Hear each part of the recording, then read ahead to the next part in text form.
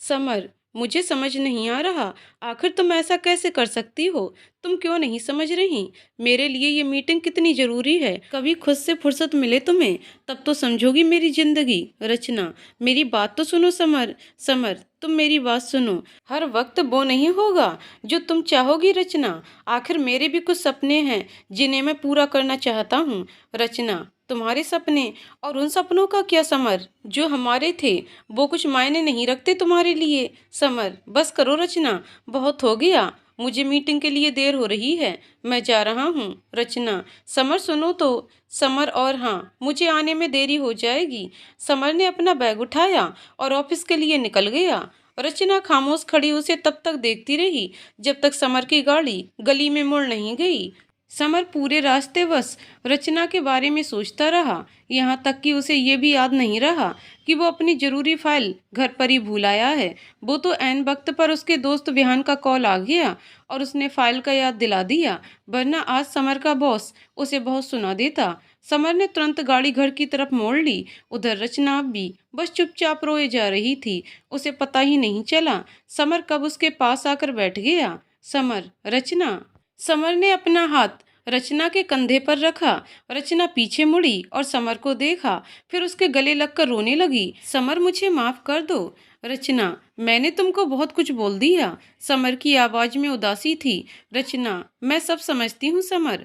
रचना अब भी रोए जा रही थी, उसके गले से आवाज भी नहीं निकल रही थी। समर, बस रचना, कुछ मत कहो। समर ने अब रचना को बाहों में भर लिया और खामोश रहा। रचना अब चुप हो गई। समर ने रचना को गोद में उठाया और कमरे में ले गया। रचना अब भी चुपचाप बस समर को देखे जा रही थी। समर ने उसे बेड पर बिठाया और किचन में जाकर पानी ले आया। समर, रचना लो पानी पियो। रचना, समर के हाथ से पानी का गिलास लेते हुए, तुम्हारी तो जरूरी मीटिंग थी ना। समर, हाँ, मैं फाइल घर पर ही भूल गया था। अब तुम अपना ख्याल रखना। रचना, वक्त पर घर आ जाना। समर ने अपना ऑफिस बैग लिया और मीटिंग वाली जरूरी फाइल लेकर निकल गया। रचना सोच ही रही थी अपने और समर के बारे में, तभी नियति का कॉल आ गया। नियति रचना की सबसे अच्छी दोस्त है। 9 साल से गहरी दोस्ती है नियति और रचना के बीच।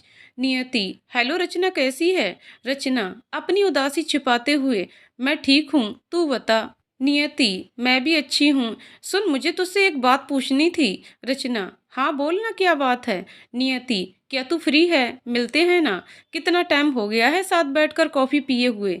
रचना, तो एक काम कर, तू घर आ जा। नियति, पर समर को कोई परेशानी? रचना, कैसी बात कर रही है? समर ऑफिस गए हुए हैं, अगर घर पर भी होते तो उन्हें कोई परेशानी नहीं होती। नियति, नियति, चल ठीक है, मैं आती हूँ, बाय। रचना, बाय बाय। नियति और रचना एक ही स्कूल में साथ पढ़ते थे, यहाँ तक कि दोनों कॉलेज में भी साथ पढ़ना चाहते थे, पर नियति के पापा का ट्रांसफ़र दूसरे शहर में हो जाने की वजह से नियति को भी उनके साथ जाना पड़ा। रचना और नियति यूं तो सोशल मीडिया और फ़ोन के जरिए एक दूसरे से जुड़े थे, पर ना मिल पाने की वजह से अक्सर दोनों उदास हो जाया करती थीं।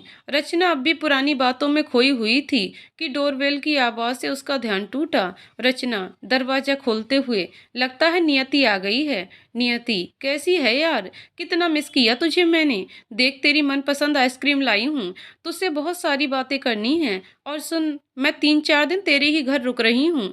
वो क्या है ना। रचना बीच में टोकते हुए, अरे रुक जा, सांस ले, अंदर तो आ पहले, सब बातें क्या बाहर ही करेगी। नियति रचना के गले लगते हुए, यार अब कंट्रोल नहीं हो रहा, मुझे बहुत याद आ रही थी तेरी। रचना, पागल, याद तो मुझे भी बहुत आती है तेरी। चल बैठ, थोड़ा आराम कर, मैं तेरे लिए स्पेशल कॉफ़ी बनाकर लाती हूँ। नियति, अच्छा, खुद के लिए नहीं बनाएगी क्या? रचना, अपने दोनों के लिए 2 कप कॉफ़ी बनाकर लाती हूँ। रचना किचन में जाकर कॉफ़ी बनाने लगी और नियति यूं ही रचना का घर देखने लगी। एकदम करीने से सजाया हुआ छोटा सा खूबसूरत सा घर है रचना का। नियति घर को देखकर सोच रही थी। दीवारों पर समर और रचना की तस्वीरें, कुछ कॉलेज के वक्त की, कुछ शादी वाली, कुछ शादी के बाद की। हर दीवार सजी हुई है। कमरे को भी बहुत सुंदर तरीके से सजाया हुआ था। कमरे की दीवारें हल्के नीले रंग में रंगी हुई थीं। रचना को शुरू से ही नीला रंग बेहद पसंद था। कमरे में हर चीज एकदम साफ सुथरी अपनी जगह पर रखी थी। नियति अब भी उस कमरे में घूमकर समर और रचना की तस्वीरें देख रही थी। तभी रचना एक ट्रे में कॉफी और स्नैक्स ले आई। रचना, आजा इधर, घर में बाद में घूम लेना, आ बैठ मेरे पास। नियति, अरे हाँ, ले आई कॉफी। अरे वाह, मेरी फेवरेट कुकीज। रचना, हाँ, कल मार्केट गई थी तो मन हुआ इसलिए ले आई। अगर पहले पता होता तू खाने आ जाएगी तो लाती ही नहीं। रचना मजाकिया अंदाज में बोली। नियति, कोई बात नहीं, अब तो आ गई हूं ना मैं, तू अपने लिए दोबारा खरीद लेना। नियति पलटवार करते हुए बोली। दोनों कॉफी पीते हुए बातें करने लगीं। नियति फोन पर रचना की आवाज से ही समझ गई थी कि रचना परेशान है, पर वो ये भी जानती थी कि अगर वो रचना से फोन पर ही पूछ लेगी तो रचना कोई ना कोई बहाना बनाकर उसे टाल देगी। इसलिए उसने सामने से सब बात जानना जरूरी समझा और अपना 3-4 दिन का सामान साथ ले आई। रचना, कहाँ खो गई? नियति, कहीं पर भी नहीं, चले गाना तो सुना, कितना वक्त हो गया यार तेरा गाना सुने हुए। रचना उदास होते हुए, मैंने गाना छोड़ दिया। नियति बुरी तरह चौंकते हुए, क्या तू पागल हो गई है? क्या क्या बकवास कर रही है? गाना छोड़ दिया और वो भी तूने? यार ऐसा मजाक मत कर। रचना रुंधे गले से, मजाक नहीं है यार, मैं सच में गाना छोड़ चुकी हूँ। नियति, पर क्यों? आखिर ऐसा क्या हुआ जो तूने गाना छोड़ दिया? संगीत तो तेरी रग रग में बसा है ना। रचना बात बदलते हुए, अरे मैं ना सही तो तू तो गाती है ना, तू तो सुना गाना मुझे। नियति सोच में पड़ गई कि आखिर ऐसा क्या हुआ जो रचना ने गाना छोड़ दिया। वो रचना जो बिना संगीत के एक पल भी नहीं बिता सकती थी। आखिर कुछ तो बात थी। रचना, कहाँ खो गई? नियति, नहीं कहीं नहीं, सोच रही हूँ कौन सा गाना गाऊं। रचना, बाहर झूठ तो ऐसा बोल जिस पर यकीन किया जा सके।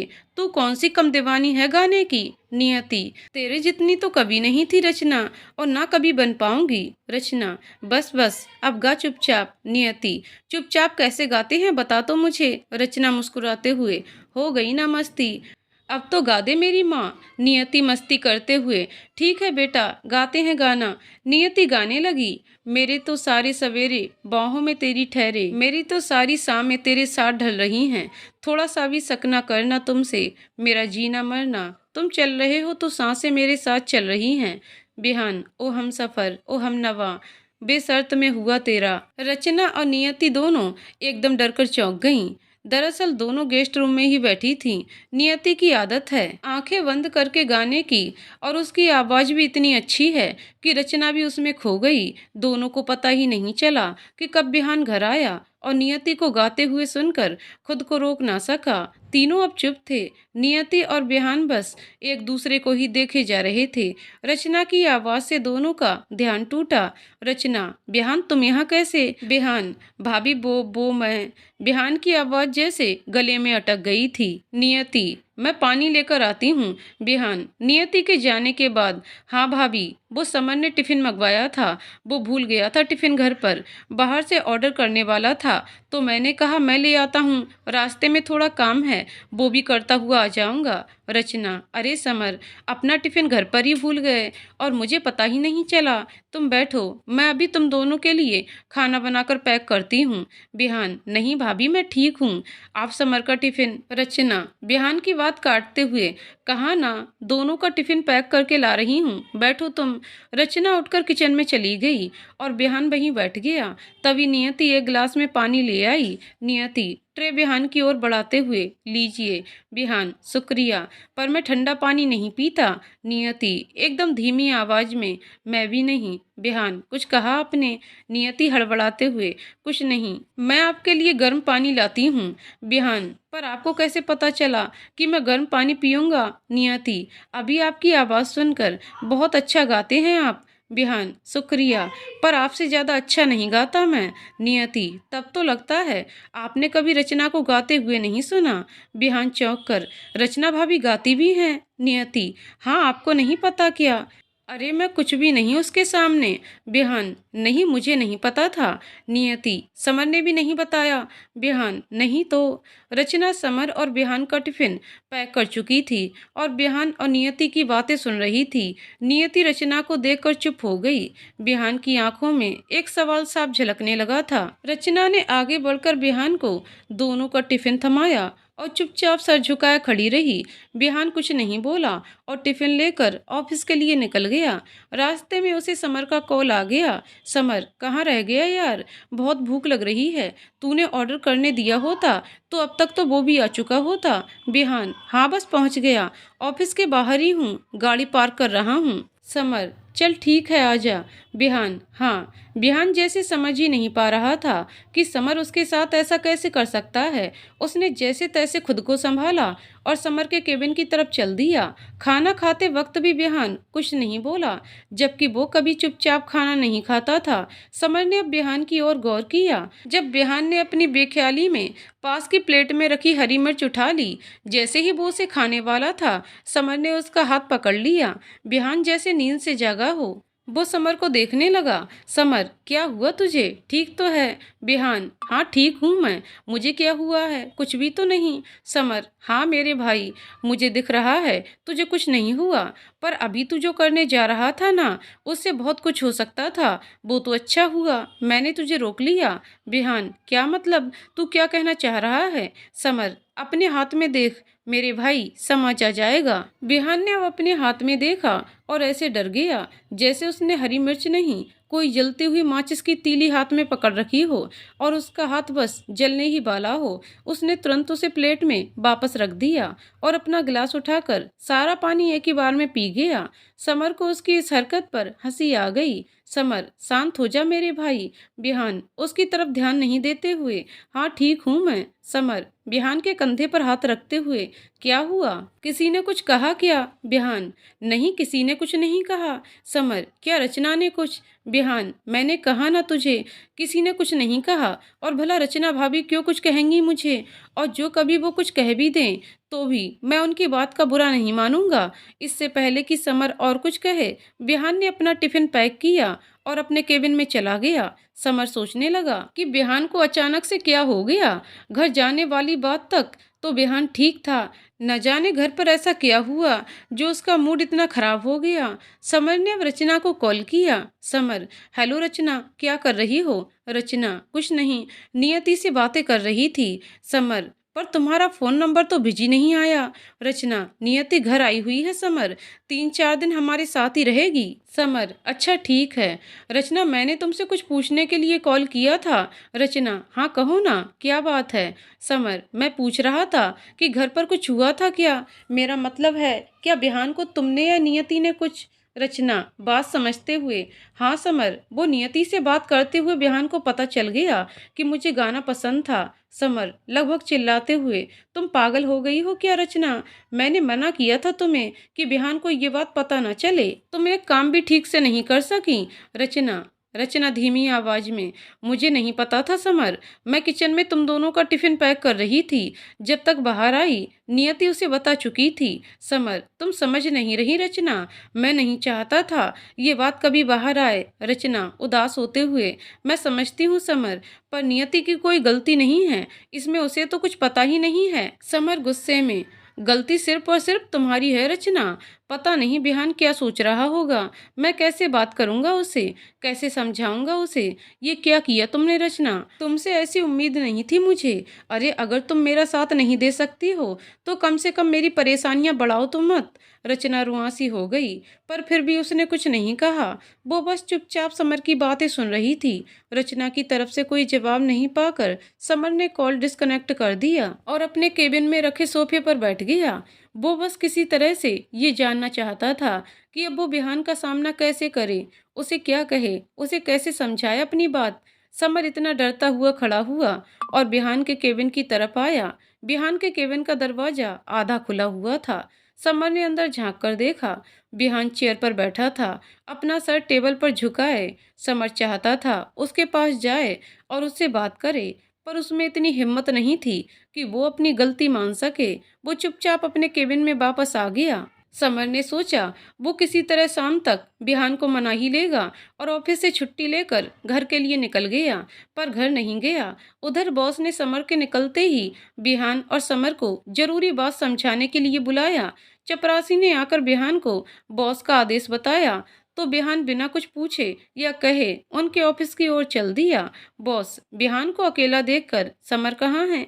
बिहान, मैं नहीं जानता, लंच ब्रेक के बाद मैं काम में उलझ गया था। इससे पहले बॉस और कुछ कहते, चपरासी ने आकर उन्हें बताया कि समर छुट्टी लेकर घर चला गया है। बॉस ने उसे कॉल किया पर उसका नंबर स्विच ऑफ आ रहा था। बॉस ने बिहान को कहा समर के घर कॉल करके उसे बात करवाने के लिए। बिहान ने अनमने मन से समर के घर फोन लगाया। बिहान कॉल रिसीव किए जाने पर, हेलो भाभी, मैं नियति बात काटते हुए, अरे अरे एक मिनट, मैं आपकी भाभी नहीं हूँ, मेरी तो अभी शादी भी नहीं हुई है। बिहान मुस्कुराते हुए, ओह आप हैं, मैं बिहान बोल रहा हूँ, सुबह आपसे मिला था ना? नियति मन ही मन खुश होते हुए, जी कहिए। बिहान बॉस पर नजर पड़ते ही, समर कहाँ है? मुझे उससे कुछ बात करनी है। नियति समर तो ऑफिस में होगा ना? बिहान नहीं, वो कुछ देर पहले घर के लिए निकल गया।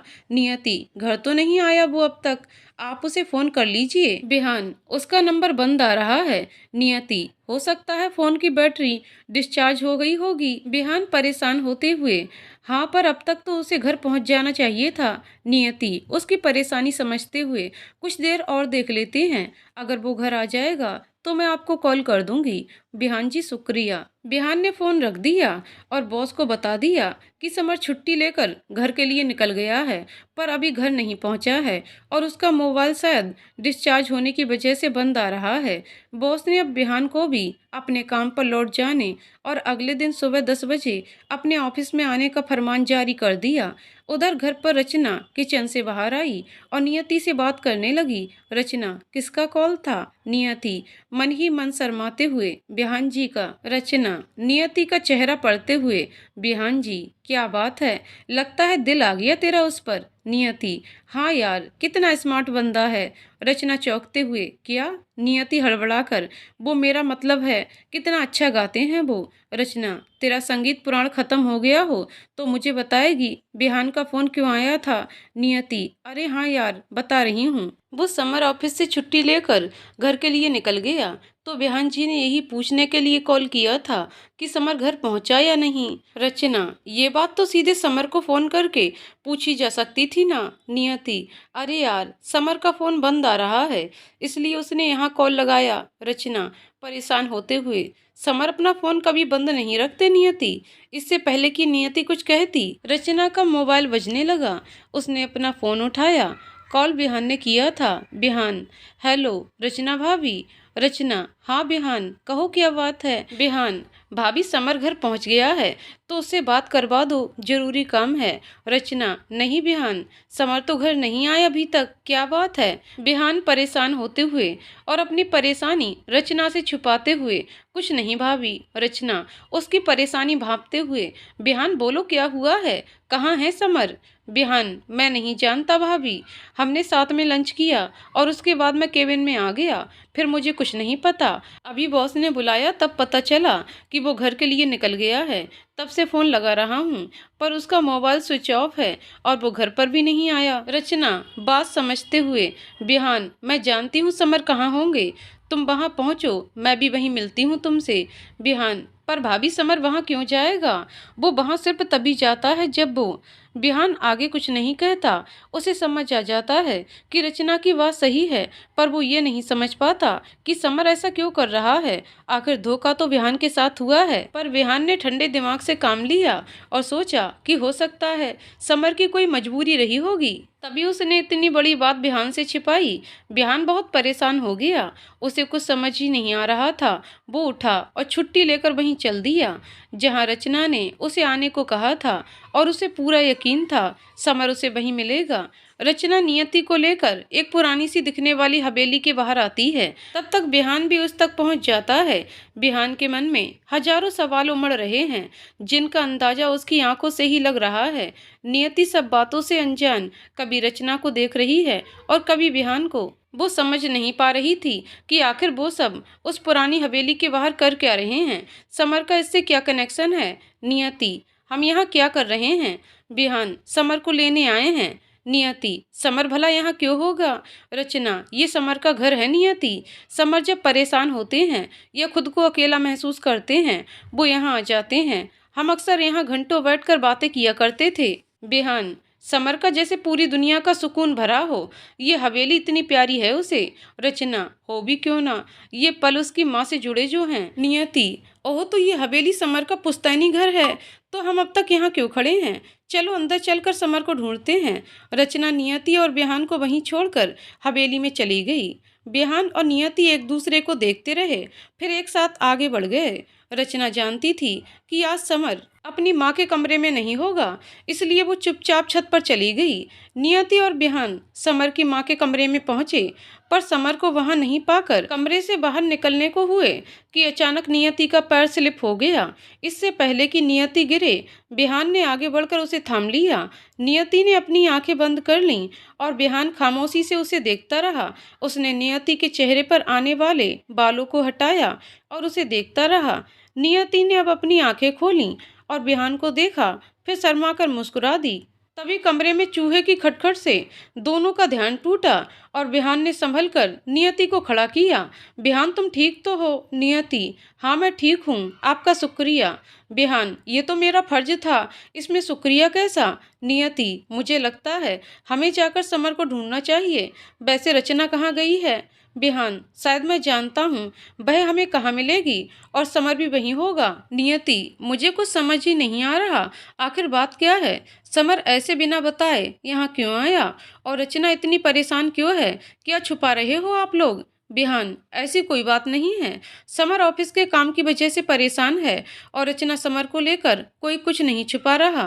नियति, आप मुझे पागल या बेवकूफ़ समझ रहे हैं या बनाने की कोशिश कर रहे हैं तो मत कीजिए। आप जितना समर को नहीं जानते, उससे कहीं ज़्यादा मैं रचना को जानती हूँ। 9 साल से गहरी दोस्ती है हमारी। अगर आप नहीं बताना चाहते तो कोई बात नहीं, पर कम से कम झूठ तो ना कहिए। बिहान, ऐसी कोई बात नहीं है, आप गलत समझ रही हैं। नियति उदासी भरे स्वर में, चलिए रहने दीजिए, मेरे ख्याल से हमें रचना और समर के पास जाना चाहिए। बिहान, जरा संभल कर मेरे पीछे आइए। रचना समर के पास बैठी थी, दोनों खामोश थे। समर उदास था। हाँ, वह जानता था उसने अपने दोस्त के साथ धोखा किया है, पर उसका मकसद नहीं था ये सब अनजाने में हुआ।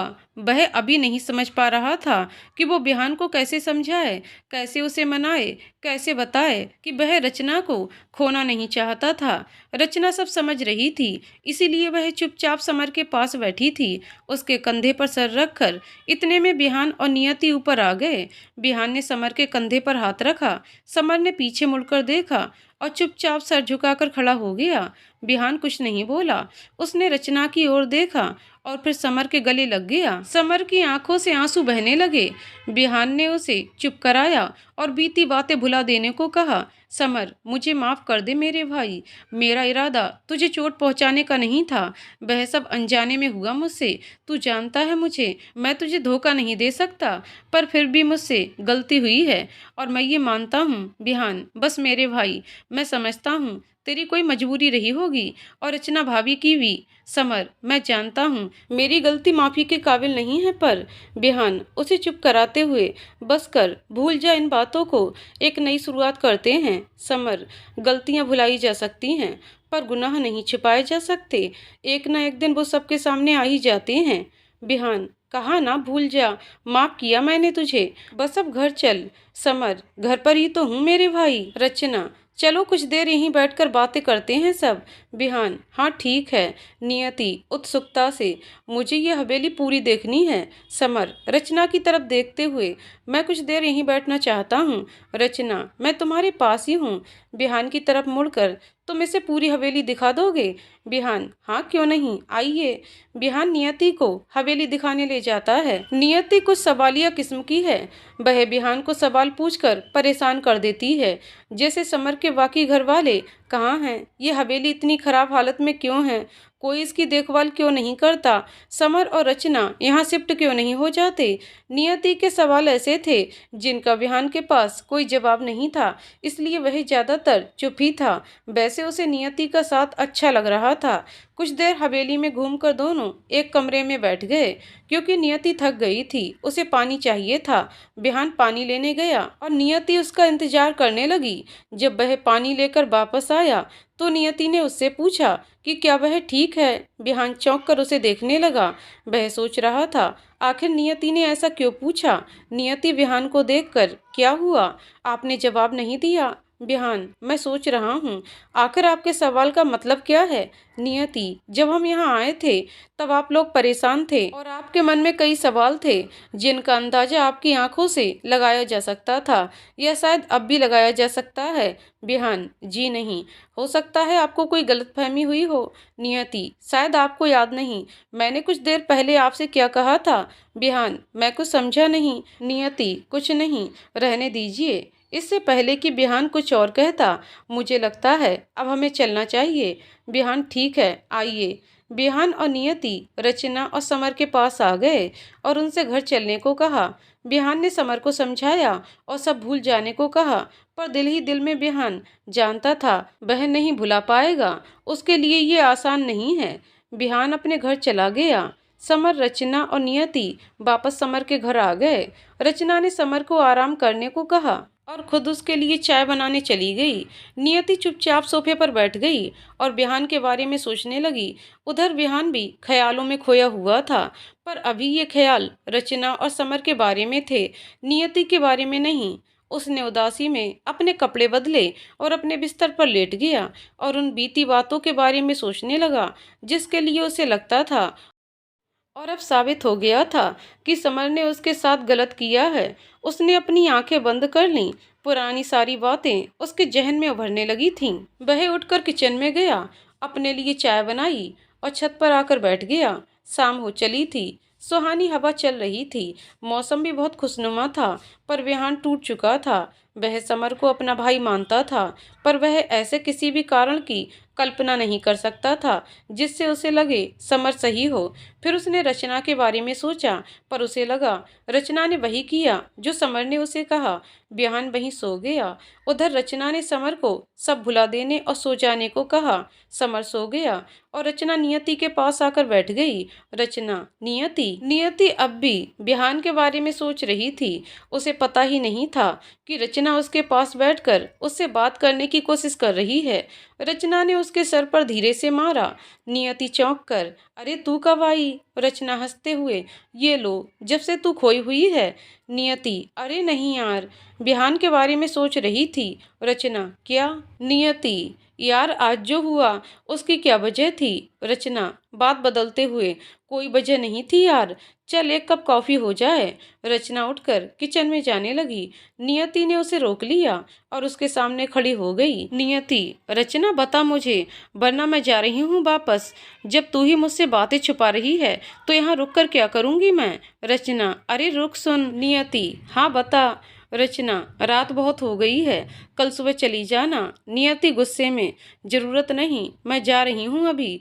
रचना उसका रास्ता रोकते हुए, मैं मजाक कर रही थी यार, रुक, पहले कॉफ़ी लेकर आती हूँ, फिर बताती हूँ सब बातें। रचना किचन में चली गई और नियति उसका इंतजार करने लगी। वो सब बातें जानना चाहती थी। दरअसल वो विहान को और बेहतर जानना चाहती थी। विहान उसे पहली नज़र में पसंद जो आ गया था। रचना कॉफ़ी लेकर आती है। नियति उसे लेकर छत पर चली जाती है। नियति ने जैसे ठान लिया था कि वो सारी बातें जानकर रहेगी, पर रचना अभी भी सोच रही है उसे बताए या नहीं। दोनों बैठ जाते हैं।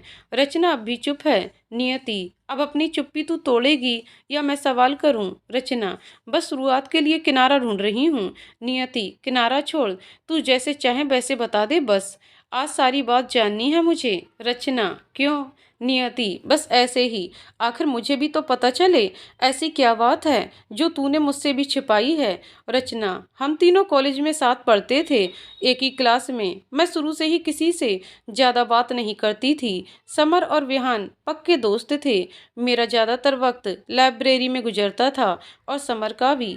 विहान को संगीत पसंद है और उस वक्त तो संगीत जैसे जुनून था उसके लिए। और अपने इस जुनून को पूरा करने के लिए उसने दिन रात एक करके कड़ी मेहनत की, जमीन आसमान तक एक कर दिया। पर समर की एक गलती ने बिहान का सपना, उसका जुनून, उसकी जिंदगी का सबसे बड़ा मौका उससे छीन लिया। मेरी वजह से नियति, मैं कुछ समझी नहीं। तेरी वजह से समर ने बिहान का सपना तोड़ा। क्या कहना चाह रही है तू? रचना पुरानी बातें याद करते हुए, कॉलेज के आखिरी साल में बिहान को एक बहुत बड़ा मौका मिला था अपना हुनर आजमाने का, अपनी पहचान बनाने का। पर नियति, देख रचना, कुछ तो बहुत बड़ी बात है।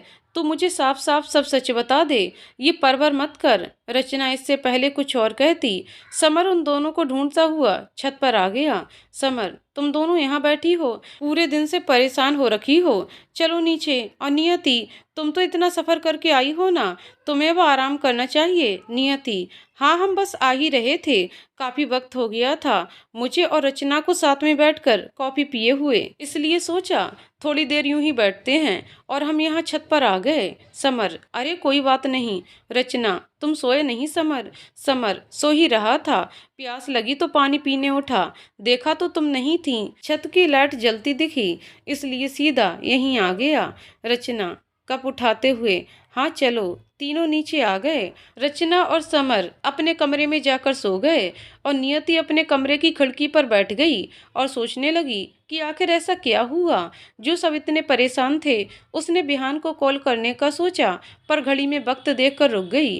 फिर सोचने लगी जैसे हालात आज थे बिहान सोया नहीं होगा। आखिरकार अपनी कशमकश को काबू करते हुए उसने बिहान को फ़ोन किया, पर फिर पता नहीं क्या सोचकर काट दिया। उधर बिहान ने अपने मोबाइल पर अनजान नंबर देखा तो सोचने लगा कि ये किसका नंबर हो सकता है। बहुत सोचकर उसने दोबारा कॉल करके बात करने का फैसला लिया। बिहान ने कॉल किया और नियति उसका नंबर अपने मोबाइल की स्क्रीन पर देखकर खुशी से झूम उठी। बिहान, हेलो, कौन बोल रहा है? नियति, हेलो, मैं नियति। बिहान, आपका कॉल इस वक्त, क्या बात है, सब ठीक तो है? नियति, जी हाँ सब ठीक है, वो मैं। बिहान बात काटते हुए, आपको मेरा नंबर कैसे मिला? नियति मन ही मन में, अरे यार अब क्या कहूँ। बिहान, क्या हुआ, कहाँ खो गई? नियति, कहीं भी तो नहीं। बिहान, तो बताइए ना आपको मेरा नंबर कैसे मिला? नियति, वो मैंने रचना। बिहान, ओह, रचना भाभी से लिए? नियति, अच्छे बहाने की खुशी में, हाँ रचना से लिए थे, दरअसल मुझे आपसे कुछ बात करनी है। बिहान बात समझकर बदलते हुए, जी बातें तो होती ही रहेंगी, आप अपने बारे में कुछ बताइए ना। नियति चहकते हुए, मेरे बारे में पूछिए ना, क्या जानना है आपको? बिहान, बताइए जो बताना चाहें आप। नियति, ओके, मैं और रचना बहुत पक्के वाले दोस्त हैं, स्कूल टाइम से ही, और मुझे भी गाना बहुत पसंद है। आप जितना अच्छा तो नहीं गाती पर ठीक ठाक गा लेती हूँ। बिहान, अरे नहीं, आप सच में कमाल की गायक हैं, आपको सुनकर तो मैं खुद को भी रोक नहीं पाया गाने से। नियति, ये बात तो माननी पड़ेगी। बिहान, क्या मतलब? नियति, आखिर कुछ तो बात है मेरी आवाज़ में, तभी तो मुझे आपकी आवाज़ सुनने का मौका मिला। बिहान मुस्कुराते हुए, आप भी ना, ये बताइए आपके परिवार में कौन कौन है? नियति, यहाँ तो मैं अकेली आई हूँ, और वैसे माँ पापा और एक भाई हैं। आपके परिवार में कौन कौन है? बिहान, बस मैं और एक छोटी बहन, माँ पापा कुछ साल पहले एक हादसे में। नियति, मुझे मुझे माफ़ कर दीजिए मैं। बिहान, अरे नहीं, आप माफ़ी मत मांगो, वैसे भी आप नहीं जानती थी। नियति, जी, आपकी बहन का क्या नाम है? बिहान, रोशनी। नियति को सोचते हुए, अच्छा, और आपका? बिहान चौंकते हुए, बिहान, नियति, बेख्याली में, प्यारा नाम है आपकी तरह। बिहान परेशान होते हुए, नियति आप ठीक हैं? नियति हड़बड़ाकर, जी ठीक हूँ, मुझे माफ़ कीजिएगा, मैं कुछ सोच रही थी। बिहान, क्या सोच रही थी आप? नियति, नहीं कुछ नहीं, बहुत रात हो गई है, आपको सोना नहीं है, कल ऑफिस नहीं है क्या? बिहान, अरे हाँ सॉरी, मैं तो भूल ही गया था, आप भी सो जाइए, बहुत थक गई होंगी आप। Niyati, good night, take care. Bihan, to you sweet dreams. Niyati, bye bye. Bihan ने कॉल कट कर दिया। नियति अपने बिस्तर पर लेट गई। अब उसे याद आया कि उसने बिहान से वो बात तो पूछी ही नहीं जिसे जानने के लिए उसने बिहान को कॉल किया था। उधर बिहान नियति की आखिरी बात पर अब भी मुस्कुरा रहा था और सोच रहा था कि ऐसी क्या बात हो गई जो नियति इस कदर खो गई थी। एक दूसरे को सोचते सोचते दोनों कब सो गए उन्हें खुद पता नहीं चला। अगले दिन सुबह बिहान ऑफिस में अपना काम कर रहा था, तब समर वहां आया और बिहान के साथ मिलकर 2 दिन बाद आने वाले रचना के जन्मदिन का प्लान बनाने लगा। समर इस दिन को रचना के लिए बहुत खास बना देना चाहता था। उसने नियति को भी अपने प्लान में शामिल करने का सोचा, पर समझ ही नहीं आया कि वह ऐसा क्या करे। बिहान ने उससे कहा कि नियति से बात वह कर लेगा और उसे सब समझा भी देगा। बिहान अब अपने केबिन में वापस आ गया और नियति को कॉल करने के लिए अपना मोबाइल उठाया।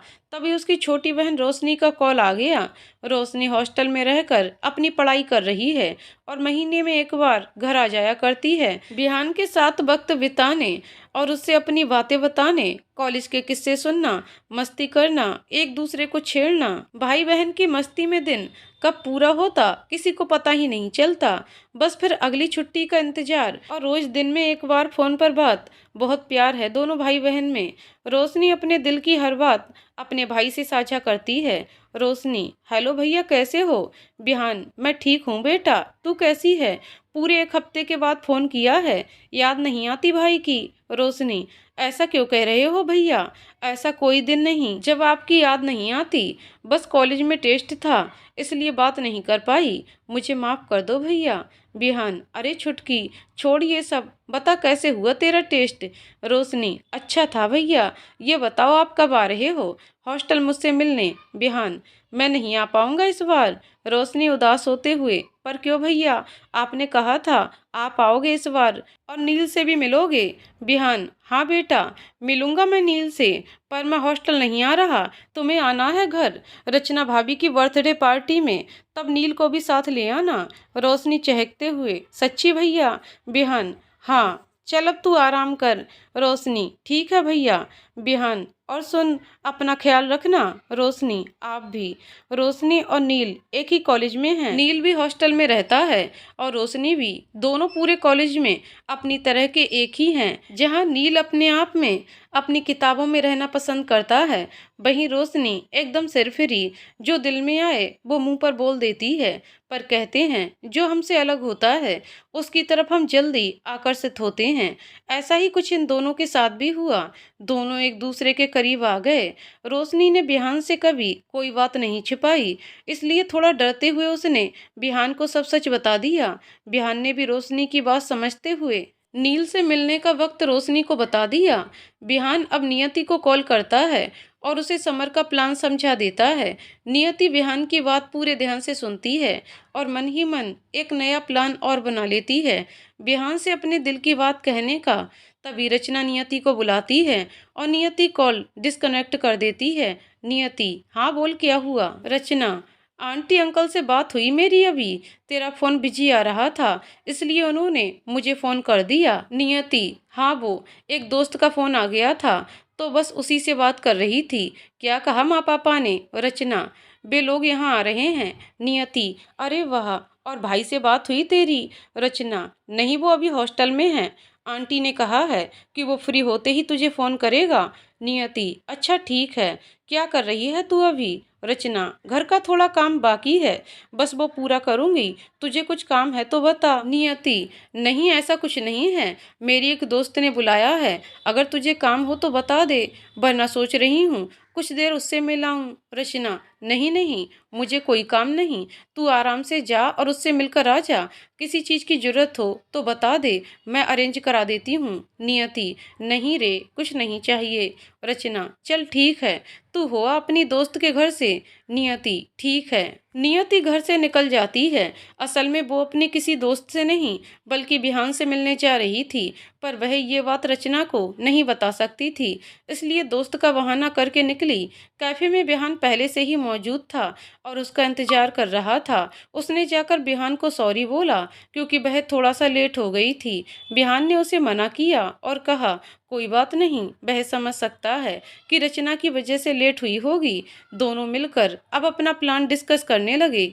समर चाहता था रचना का बर्थडे वह बहुत स्पेशल तरीके से मनाए, हर उस चीज़ को लाए जो रचना की पसंदीदा हो, जैसे ब्लू कलर के flowers, chocolate cake, dark chocolate, music CDs. Summer ने बिहान को नहीं बताया कि उसने म्यूजिक सीडी भी ऑर्डर की हैं। साथ ही समर ने ये भी तय कर लिया था कि वह बिहान को सब कुछ सच सच बता देगा। अब उससे कोई राज नहीं छिपाएगा।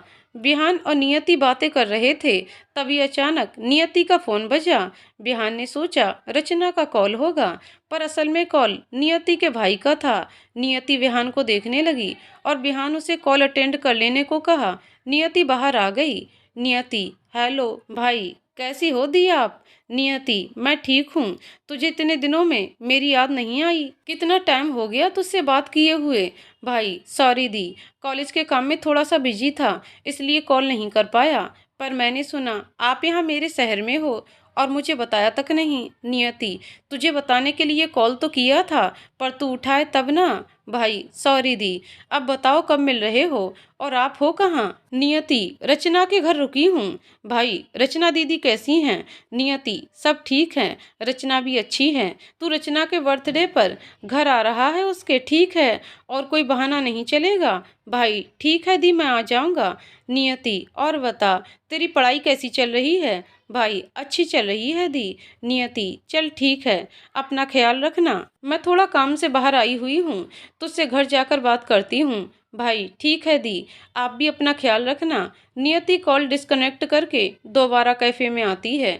बिहान और नियति दोनों फिर बातें करने लग जाते हैं। कुछ देर बाद फिर फोन बजने लगता है, पर इस बार फोन नियति का नहीं, बिहान का बजा था। समर को ऑफिस में कुछ काम था। बिहान ने नियति से जाने की इजाजत मांगी। बिहान, समर का फोन था, उसे ऑफिस में कुछ काम है। नियति, ठीक है, मुझे भी अब चलना चाहिए, वरना रचना का फोन आ जाएगा। बिहान, मैं आपको घर छोड़ दूं? नियति, अरे नहीं शुक्रिया, मैं चली जाऊंगी। बिहान, हाँ जानता हूँ।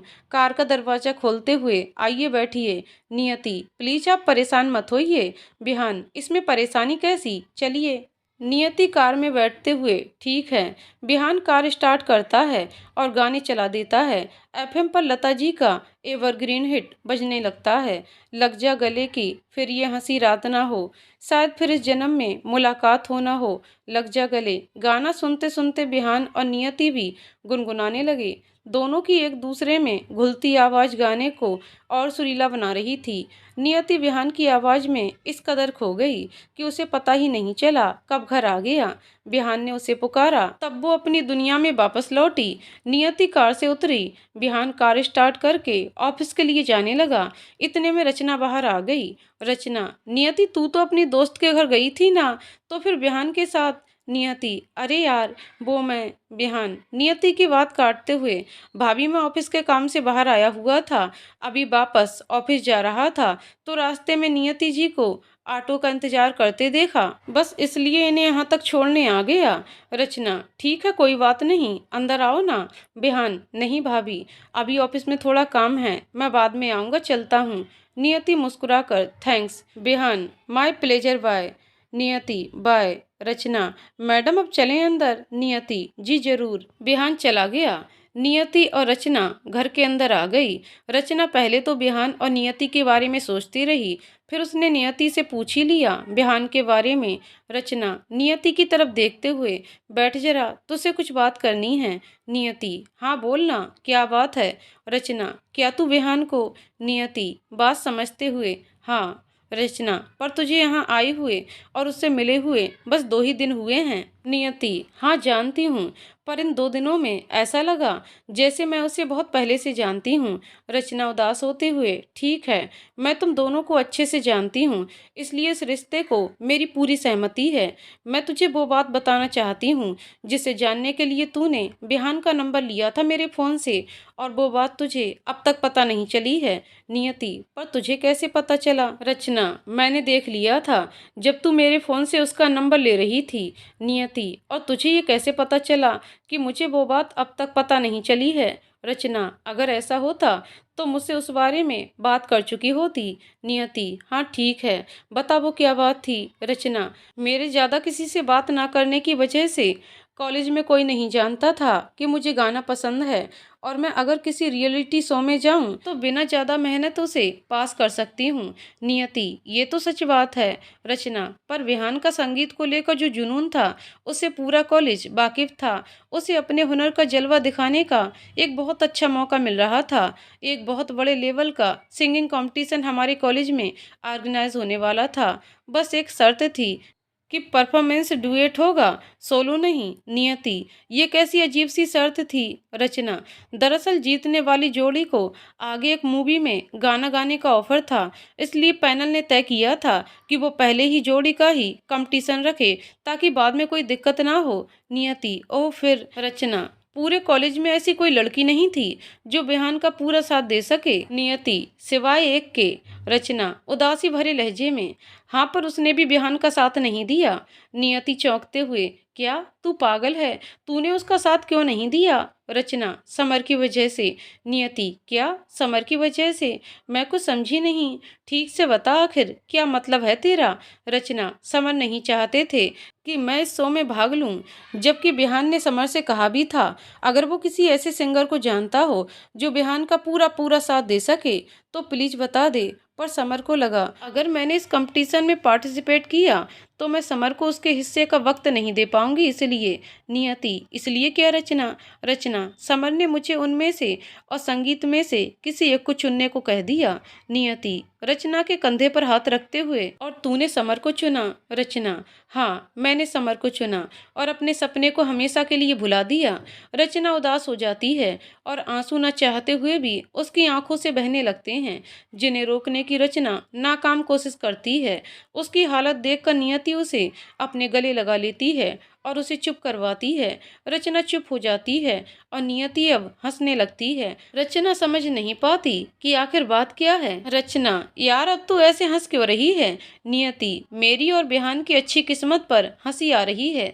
रचना, क्या मतलब? मैं कुछ समझी नहीं। नियति, पागल, दरअसल वो कंपटीशन एक बार फिर ऑर्गेनाइज हो रहा है तेरे शहर में और मैं उसमें पार्टिसिपेट करना चाहती हूँ और अब मुझे मेरा मेल पार्टनर मिल गया है। मैं बिहान के साथ इस शो में भाग लूंगी और हम जरूर जीतेंगे। रचना खुश होते हुए, क्या सच में? नियति, हाँ यार, बस एक मौका मिल जाए बिहान से इस बारे में बात करने का। रचना, वो सब मैं देख लूंगी। थैंक यू सो मच यार। नियति, चुप कर पागल। रचना और नियति बिहान से इस बारे में कैसे बात की जाए सोचने लगते हैं। रचना नियति से पूछती है क्या समर को अभी इस बारे में बताना चाहिए, तो नियति उसे मना कर देती है। नियति चाहती है कि वो खुद बिहान को ये सब बताए। रचना नियति के साथ मिलकर एक खूबसूरत सा सरप्राइज अरेंज करती है जिससे कि नियति बिहान से अपने दिल की बात भी कह सके और उसे कंपटीशन वाली बात भी बता सके। नियति ने सब कुछ प्लान के मुताबिक काम कर दिया। आखिर दो बहुत बड़ी जिम्मेदारियां जो थीं उस पर, एक जिम्मेदारी समर की तरफ से और दूसरी रचना की तरफ से, पर नियति और बिहान के लिए अभी एक और सरप्राइज था जिसके बारे में किसी को भी नहीं पता था। प्लान तो सबने अपने अपने बना लिए थे और उसे पूरा करने के लिए बहुत खुश थे। ये रात सबके लिए सुकून भरी थी। अगली सुबह समर सुबह जल्दी उठ गया। उसने रचना के लिए कॉफ़ी बनाई और उसे ट्रे में रखकर कमरे में लाया। कॉफ़ी को ट्रे को बिस्तर के साइड में रखा और फिर रचना को जगाया। समर रचना के चेहरे पर आने वाले बालों को हटाते हुए, good morning sweetheart. Rachna मुस्कुराते हुए, गुड मॉर्निंग समर। समर गुलाब का एक खूबसूरत सा फूल उसे देते हुए, happy birthday my love. Rachna फूल लेकर समर के गले लगते हुए, thank you so much. Samar नाराज होते हुए, बस इतना ही। Rachna, I love you Samar. Samar, I love you too, पर मुझे रिटर्न में किस चाहिए? रचना शर्माते हुए, समर। समर, क्या समर? रचना, कुछ नहीं। समर, और मेरी किस? रचना मुस्कुराते हुए समर के गाल पर किस कर देती है। समर ने उसका चेहरा अपनी तरफ किया और एक किस उसके माथे पर और दूसरा उसके होठों पर कर दिया। फिर रचना को कॉफी का कप थमाकर अलमारी में से कपड़े पसंद करने लग गया। रचना समर की तरफ बढ़ते हुए, कॉफी तो बहुत अच्छी बनाई है तुमने। समर, हाँ जानता हूँ। रचना, अच्छा जी ठीक है, तो अब से तुम ही रोज कॉफी बनाया करना। समर, हाँ हाँ क्यों नहीं। समर ने रचना को अपनी पसंदीदा पीले रंग की साड़ी पकड़ा दी जिस पर मोर पंख बने हुए थे। ये समर का पहला तोहफा था रचना के लिए। रचना ने समर को उसके कपड़े पकड़ा दिए और उसे तैयार होने का कहकर किचन में चली गई। रचना ने 1 कप कॉफी मंगवाई और नियति के कमरे में आ गई। नियति तैयार हो रही थी। रचना कब उसके पास आकर खड़ी हुई उसे पता ही नहीं चला। रचना उसे मुस्कुराकर देखती रही। तभी अचानक नियति का ध्यान टूटा और उसने रचना को देखा। नियति, तू यहाँ कब आई? रचना, बस अभी अभी। क्या बात है, बहुत अच्छी लग रही है। बिहान से मिलने को इतनी बेताब है क्या? नियति, तू भी ना। रचना के गले लगते हुए, चल छोड़, happy birthday dear. Rachna, thank you so much. Niyati, एक बॉक्स उसे थमाते हुए, ये मेरी तरफ से एक छोटा सा गिफ्ट। रचना, अरे वाह, क्या है इसमें? नियति, खोलकर तो देख ले। रचना ने बॉक्स खोला। एक खूबसूरत सा सिल्वर ब्रेसलेट था उसमें। रचना, सच में यार, बहुत सुंदर है ये। नियति, हाँ हाँ, जा जल्दी तैयार हो जा अब। रचना, ठीक है। रचना भी तैयार हो गई। समर तो बस उसे ही देखे जा रहा था। तभी डोरबेल बजी। सामने बिहान और रोशनी थे। दोनों ने रचना को विश किया और उसका गिफ्ट थमाया। बिहान की आवाज़ सुनकर नियति दौड़कर ड्राइंग रूम में आ गई। बिहान तो जैसे उसे देखता ही रह गया। ब्लैक और वाइट कलर कॉम्बिनेशन के गाउन में वो बिल्कुल प्रिंसेस जैसी लग रही थी। बिहान ने जैसे तैसे खुद को संभाला। नियति शर्माते हुए, हेलो। बिहान की आवाज़ तो जैसे उसकी हलक में अटक सी गई थी। उसने रोशनी की तरफ देखा और नियति की ओर से अपना ध्यान हटाया। बिहान, हेलो नियति। रोशनी के कंधे पर हाथ रखते हुए, ये मेरी छोटी बहन है रोशनी। नियति हाथ मिलाते हुए, हाय रोशनी। रोशनी नियति से बात करने लगी और बिहान समर के पास चला गया। तभी डोरबेल दोबारा बजी। रचना ने दरवाजा खोला और सामने खड़े शख्स के एकदम से चिल्लाकर विश करने पर चौंक गई। आवाज़ सुनकर सभी का ध्यान दरवाजे की ओर गया। नियति खुशी से, आ गया तू? नील, हाँ दी, आ गया आपका भाई। दोनों गले मिले। रोशनी ने जब आवाज़ सुनी तो वो पलटी और देखती रह गई। ऐसा ही कुछ नील के साथ हुआ। जैसे ही उसकी नज़र रोशनी पर पड़ी तो जैसे बुत बन गया। इसी हड़बड़ी में दोनों एक साथ बोल पड़े, नील और रोशनी, तुम यहाँ? नियति, तुम दोनों जानते हो एक दूसरे को? रोशनी बिहान की तरफ देखते हुए, भैया ये नील। बिहान, ये है वो जिससे तुम मुझे मिलवाना चाहती थी। रोशनी, हाँ भैया। नियति, क्या हो रहा है? नील, दी, मैं और रोशनी एक दूसरे को पसंद करते हैं। मैं आज आपको यही बताने यहाँ आया था। रचना, कोई बात नहीं, अब तो सब मिल लिए ना। समर, अब चलें। रचना, कहाँ? समर, तुम्हारा बर्थडे सेलिब्रेट करने। सब कार में आकर बैठ गए। समर ने कार ड्राइव की और कुछ ही पलों में वो लोग होटल के बाहर आकर रुके। समर ने रचना और बाकी सबको अंदर भेज दिया और बिहान को अपने साथ रोक लिया। कार पार्क करके समर ने बिहान को सब कुछ सच सच बता दिया कि उसने कॉलेज में बिहान की मदद क्यों नहीं की थी। समर रो पड़ा था। कहते कहते बिहान उसके गले लग गया और उसे चुप कराया और बीती बातें भुला देने को कहा और उसे माफ़ भी कर दिया। दोनों होटल में आ गए। वहाँ का खूबसूरत सा डेकोरेशन देखकर सभी दंग रह गए। पूरा हॉल गुलाब के फूलों से सजा हुआ था। रचना तो खुशी से झूम उठी। इतने में वेटर केक ले आया। रचना वैसे ही डेकोरेशन से एक्साइटेड थी। अब केक देखकर शॉक्ड रह गई। उसका पसंदीदा डार्क चॉकलेट केक था। उसने केक काट कर सबको खिलाया, फिर गाने चलाकर रचना के साथ डांस करने लगा। नियति कुछ देर वहीं रही, फिर बाहर चली आई। उसे यूं जाता देखकर बिहान उसके पीछे चल दिया। बिहान, क्या हुआ? आप बाहर क्यों आ गईं? नियति, बस ऐसे ही। बिहान, वैसे आज आप बहुत खूबसूरत लग रही हैं। जल्दबाजी में मेरा तो दिल आ गया आप पर। नियति ने चौंक कर बिहान को देखा। अब बिहान को एहसास हुआ कि उसने क्या कह दिया है। बिहान, वो मेरा वो मतलब था। नियति नकली गुस्सा दिखाते हुए, रहने दीजिए, आपकी हिम्मत कैसे हुई मुझे फ्लर्ट करने की? बिहान, नहीं, आप गलत समझ रही हो, मैं फ्लर्ट नहीं कर रहा। दरअसल मैं सच में आपको पसंद करने लगा हूँ। नियति, मैं भी। बिहान नियति की बात सुनकर कुछ समझ ही नहीं पाया। उसे ऐसे लगा जैसे वो कोई सपना देख रहा हो। नियति ने उसके हाथ में एक लिफाफा थमाया। नियति, साथ दोगे मेरा? बिहान ने लिफाफे को खोला। उसमें कंपटीशन के 2 फॉर्म थे। उसने नियति के हाथ अपने हाथ में लिए और भरी आंखों से हाँ में सर हिलाया। उसी वक्त सभी वहां आ गए। रचना ने समर को टिकट दिया। समर, ट्रिप टू थाईलैंड कौन जा रहा है? रचना, हम दोनों। नियति और बिहान की तरफ से तोहफा। समर, फाइनली सब ठीक हो गया। समर और रचना में एक बार फिर पहले जैसा प्यार था। नील और रोशनी दोनों के परिवार में उनकी बात हो गई। साथ ही साथ बिहान और नियति भी अपना इश्क जाहिर कर दिया। आखिरकार किसी का मिलन अधूरा नहीं रहा। तो दोस्तों, कहानी यहीं पर समाप्त होती है। दोस्तों, आपको कहानी कैसी लगी कमेंट करके जरूर बताइएगा। कहानी पसंद आई हो तो वीडियो को लाइक शेयर करें और चैनल को सब्सक्राइब करें। कहानी को पूरा सुनने के लिए बहुत बहुत धन्यवाद दोस्तों।